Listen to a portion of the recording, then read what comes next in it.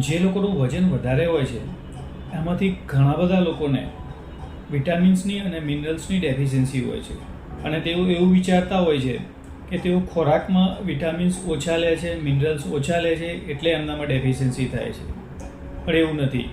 જ્યારે ખોરાકની અંદર ટ્રાન્સ ફેટ વધારે લેવામાં આવે ત્યારે તમારા જે શરીરના કોષો છે એ કોષનું ઉપરનું જે લેયર હોય એ એકદમ હાર્ડ થઈ જાય છે, જેના કારણે વિટામિન્સ અને મિનરલ્સનું બોડીમાં પ્રોપર એબ્સોર્પ્શન થતું નથી અને તેની ડેફિશિયન્સી થાય છે.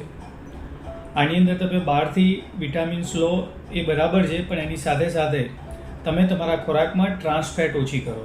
તો ટ્રાન્સ ફેટ રિફાઇન્ડ ઓઇલમાં, પેકેટ ફૂડમાં, ફાસ્ટ ફૂડમાં, એકવાર તળેલા તેલનો બીજી વાર ઉપયોગ કરવામાં આવે ત્યારે આ બધી વસ્તુમાં ટ્રાન્સ ફેટ વધારે હોય છે.